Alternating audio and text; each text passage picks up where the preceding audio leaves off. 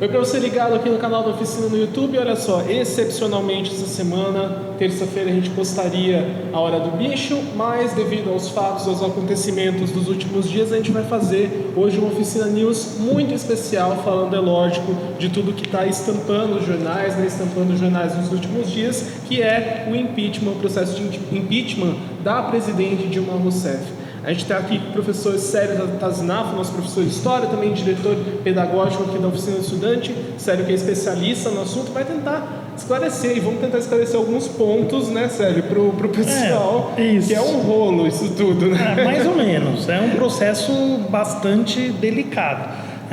Destituir um presidente, mesmo que democraticamente pela Câmara e pelo Senado, não é algo usual. O ex-presidente Fernando Henrique diz que impeachment é igual bomba atômica, é para ter, mas não para usar. E o rito realmente é bastante complicado. Passada a discussão, né, Sério, que foi essa polarização que a gente viu no país entre quem era coxinha, quem era mortadela e tal, agora que o processo foi votado, o Congresso aprovou, isso vai para o Senado, né? Vai para o Senado e, na sua análise, pelo que você vê, pelo que você já viu na história, pelo que você conhece do PT, dos partidos políticos, existe alguma tábua de salvação para o governo no Senado? Você acha que sim? Bom, é difícil, né? Possibilidade sempre há. Política é igual nuvem, a gente olha, está de um jeito, olha de novo, está de outro, mas é muito complicado, porque nós temos um mar de informações ainda nessas delações da Lava Jato. O clima é de muita animosidade com relação à presidente. A gente pode dizer com certeza hoje que ela não tem nenhuma base de sustentação no Congresso. Ela teve aí 130 e poucos votos. Ninguém governa com uma minoria tão grande, apesar de ser Câmara. O Senado, nós já temos cerca de 46 senadores, pelo menos, que se pronunciaram a favor do impeachment. O quórum qualificado, para atingir o quórum qualificado de 2/3, faltam poucos. Entre os indecisos, a gente tem figuras que tendem a ficar do lado que vai ganhar. E se a questão se consolida, como a gente viu na Câmara, pela saída, ela deve acabar sendo impedida. Nós vivemos uma situação muito complicada, porque a chance dela ficar é reduzida. Ao mesmo tempo, o rito que está se usando é diferente do ex-presidente Collor.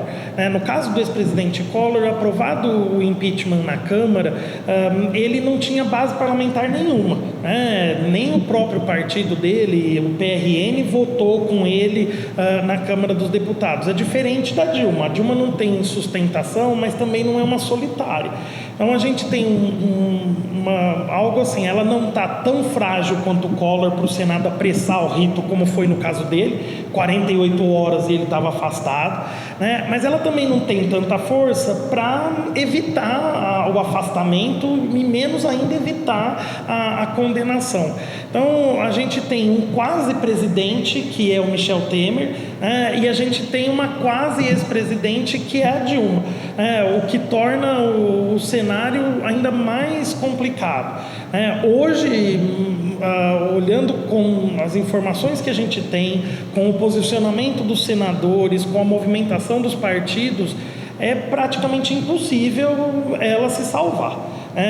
Mas se o Senado for votar a admissibilidade do processo só em 11 de maio, como se diz, a gente tem algumas semanas aí em que alguma coisa pode acontecer, De repente algum tipo de acordo, de repente prosperar a ideia de eleições diretas, fora do prazo, mas por hoje é difícil imaginar que ela fique.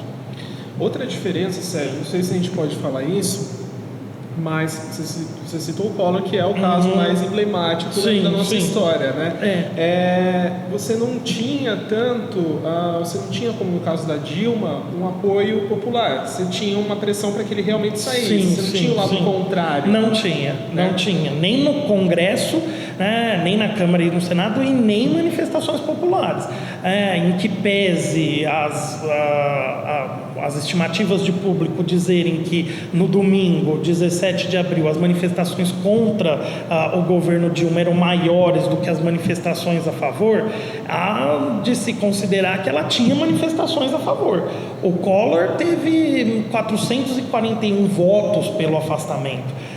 A Dilma teve 367, mais do que os 342, mas bem menos do que ele. A Dilma tem um partido estruturado, que é o PT, tem uma coligação com o PCdoB, tem a solidariedade do PSOL, que não é da base de sustentação do governo, mas lutou contra o impeachment, coisa que o Collor de jeito nenhum tinha. O próprio PFL, na época, hoje Democratas, pulou do barco. O PRN, como eu disse, era o partido dele, não tinha estrutura nenhuma, então a chance dele ficar realmente era bem reduzida. Saindo um pouquinho dos passos do impeachment, agora falando da questão da discussão política em si, Célio, o que eu ouvi falar de muitos analistas políticos, jornalistas, enfim, pensadores mesmo, foi o seguinte: se há algum tipo de benefício, independente de qual lado as pessoas estejam nessa história toda, é que pela primeira vez, ou de uma forma mais acentuada, as pessoas estão discutindo política, elas estão se politizando, decidindo qual lado elas querem ficar, seja lado A, seja lado B, ou seja indeciso, que também é um lado, né? Mas o que você acha disso? Você acha que, pelo menos para esse lado, para essa discussão política das pessoas estarem nas rodinhas de conversa, na própria escola, isso é benéfico? É muito benéfico, é melhor isso do que nada. Só que de algum jeito fica muita ideia de que é certo versus o errado, independente do lado da pessoa. Então, ou contra o governo, se eu sou contra o governo, então todo mundo contra está certo. Se eu sou a favor do governo, todo mundo a favor está certo. E política é difícil, porque a gente não tem o 100% certo e o 100% errado. O que me preocupa é, de repente, perder-se o principal da política, que é a discussão, o contraditório. Ao mesmo tempo que é benéfico, o jeito que se faz pode ser um tiro pela culatra, exercitar de repente a intolerância, enquanto que política é debate. O que a gente assistiu no dia 17 dá um alento muito grande, porque apesar de toda a tensão, de toda a polarização, não tivemos registros de nenhum tipo de incidente e nem tentativa de. Depois lá que essa tinha os 2/3 na Câmara, tanto os manifestantes pró-Dilma quanto os manifestantes contra Dilma saíram da esplanada dos ministérios e não tivemos nenhum enfrentamento, mesmo depois de ultrapassada a barreira lá, o muro de segurança. Não tivemos problemas em grandes centros como São Paulo, estavam longe, Paulista e Anhangabaú não é tão longe, poderiam ter se encontrado. A gente viu times de futebol se matando a quilômetros de distância dos estádios, então isso deu um alento. Mas até a votação me parecia que estava despertando sim uma politização importante, mas de um jeito muito certo ou errado, sem a tolerância para ouvir o contraditório. É golpe e acabou. Não é golpe e acabou. Quando a gente tem meios de sustentar as duas visões, aí com maior substância para um lado, maior substância para o outro, mas não é simplesmente isso ou aquilo, né? A discussão ela ainda está, como a gente não estava tão acostumado a discutir, essa primeira discussão é um pouco rasa ainda. Muito rasa e muito, fla-flu, assim, a pessoa não pode ser corintiana e palmeirense, a pessoa não pode ser fluminense e Flamengo, então eles acham que também não é possível ser governo ou ser oposição, ou ouvir o governo ou ouvir a oposição. Mas isso a gente viu até na Câmara, né?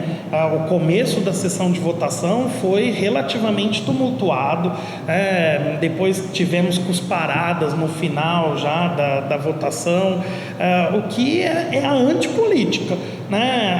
A política em si não comporta esse tipo de ação. Por outro lado, eu também ouvi muita gente dizendo: eles são todos falsos entre si, veja, um fala mal do outro e lá se abraça. Não, na verdade representam posições, e essas posições não devem influenciar o contato pessoal, o respeito. É ideal que se tenha isso, e não que se tenha um enfrentamento do tipo: você é contra o que eu penso, então minha relação com você vai ser só de violência, de truculência. De jeito nenhum. Só para a gente encerrar, Sérgio, você voltou a falar da Câmara e do posicionamento dos nossos representantes, que teve gente mandando beijo para a filha, para o neto que ia nascer, ia nascer ainda, nem tinha chegado ao mundo. Mas assim, o que eu reparei, pelo menos, muita gente reparou em meio a esse discurso político, foi o seguinte: quem votou a favor do impeachment dos deputados, alguns deles, né, que não estavam nesse meio de beijos e tal, falaram assim: eu quero o impeachment da Dilma, mas eu não quero o Temer e não quero o Cunha.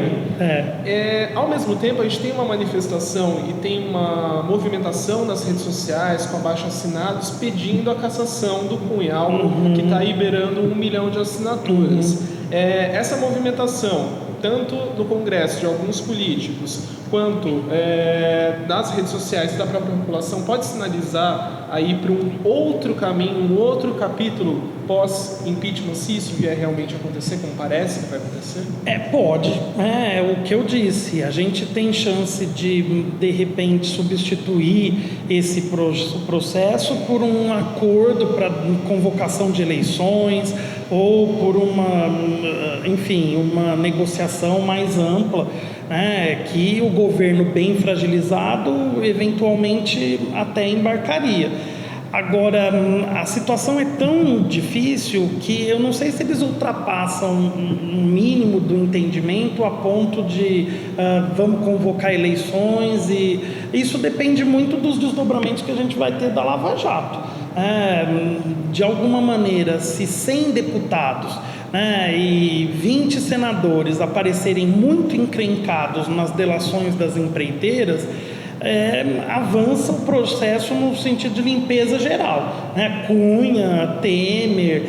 Agora, se a gente continua com as informações que temos hoje, a tendência é, de alguma maneira, ficar o PMDB e aí esperar o TSE com relação ao Temer e esperar a situação da Câmara com relação ao Eduardo Cunha. O importante é lembrar que a gente não tem impeachment para presidente da Câmara.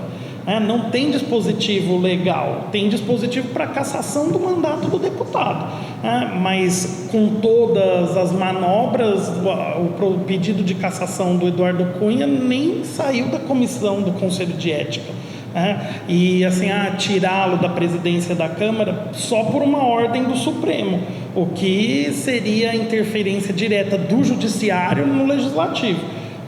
Algo que a gente não teve em situações normais de liberdade de imprensa, expressão e organização partidária no Brasil. Entendi. Bom, esse assunto ainda vai render muita discussão, vai render muitos desdobramentos ainda, foi só uma primeira fase, e a gente volta a qualquer momento, volta quando for necessário, para esclarecer mais pontos sobre a questão do impeachment da presidente Dilma. Agradeço ao professor Sérgio, muito obrigado, Sérgio, por essa verdadeira aula. Imagina.